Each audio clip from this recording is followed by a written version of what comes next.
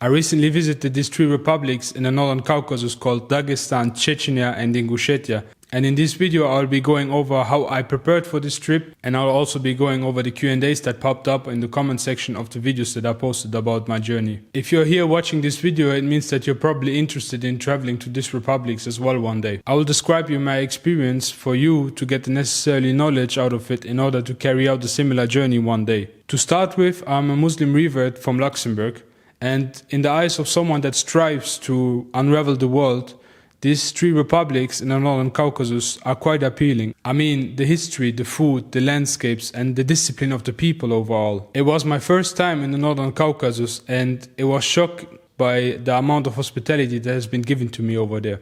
The expenses for this trip ended up between 700 and 800 euros for a 2-week itinerary, if I'm not taking into consideration the return tickets to go to Georgia, to its capital Tbilisi, where basically everything started. The next morning I jumped on a minibus that drove through sceneries you probably wouldn't imagine encountering during your transit.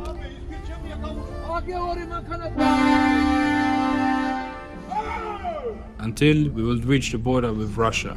I realized the risks upon entering Russia as a European citizen. However, I also knew that we were all just human beings. Nothing less, nothing more.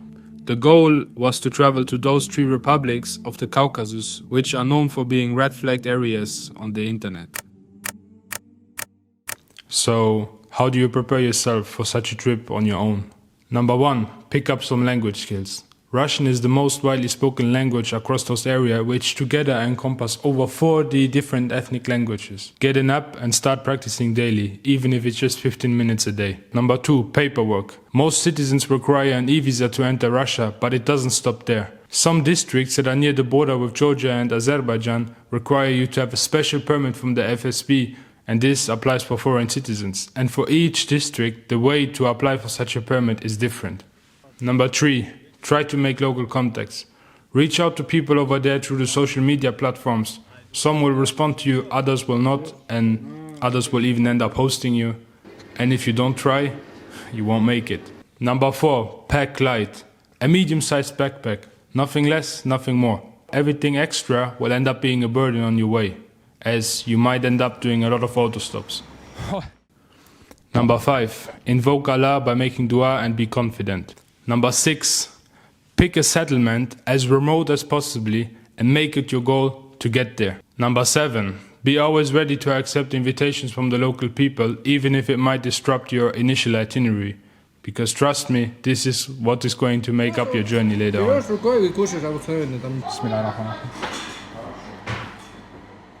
And before we move forward, let's clear up some questions that appeared in the comment section during the previous videos. Hi, is it good when Catholic tourists go to Chechnya and say Assalamu alaikum, Bismillah, Mashallah, etc.? How much costs this accommodation and SIM card? Does people speak there some English? To start with, every tourist is welcome over there in Chechnya, in Ingushetia and in Dagestan, and it's not a matter of religion, whether you're Muslim or Catholic or Orthodox. If you say Assalamu alaikum, you know, it means peace be upon you from the Almighty. And if you wish it, you know, if it's in your heart, you say it, and that's what you mean. And there's nothing wrong with it, in my opinion. How much cost their accommodation and SIM card? In Grozny, the hotel was approximately 40 euros a night that I had. And the SIM card ended up pretty cheap. I ended up buying a SIM card with, I think, 10 gigs for, I think, 15 euros when I arrived at the border. And no, most people don't speak English. In Grozny or Makhachkala, you might end up finding some people that speak English, but it's better to train yourself to speak some Russian. I am Serb and Orthodox Christian. Do you think I am welcomed in Chechnya? 100% you are welcome there. If you're going there with respect and you're interested about their culture and to get to know more about their history and visit their land, try their food, they will be more than happy to host you, whatever your religion is.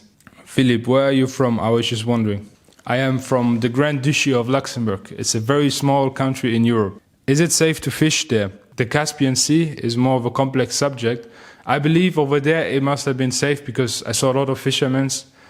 And as far as I was concerned, the bigger oil platforms where there was the most pollution was perhaps a little bit further away. But Allahu Alam, I don't want to give you a 100% answer on this. Is Philip a Muslim? Well, Philip, me, I'm a Muslim, yeah. I reverted to Islam approximately 5 years ago, alhamdulillah.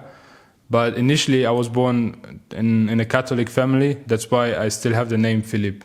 Assalamu alaikum, brother. Very good video, Akhi. I want to do the same thing, but I don't speak Russian. Do you think it's possible?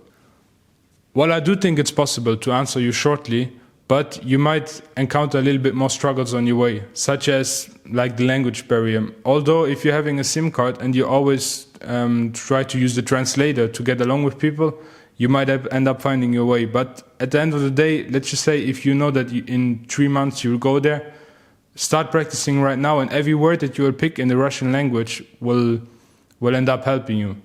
Your last name is Nasser. Are you from Lebanon originally? No, I'm not from Lebanon. There will be Nasser, I think, because sometimes people confuse it. But I'm from Luxembourg. Lebanon is a beautiful place, by the way. Please go to West African Muslim community. Soon I will be posting a video where I will be going to a West African country which is predominantly Muslim. So stay tuned.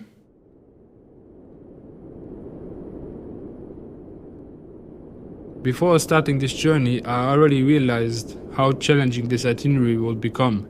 The paperwork, the requests to the FSB, the checkpoints, and in that moment you realize that during the next 2 weeks it's not gonna be easy. But once you get to kick down the journey and the first steps of the trip go by, you wish you could have spent more time at those given places with the people you've met.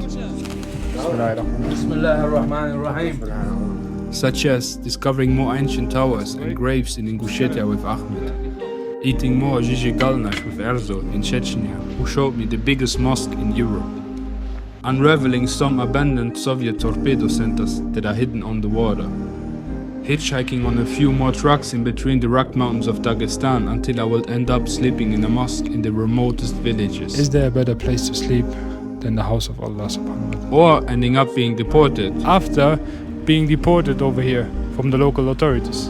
In any situation, alhamdulillah.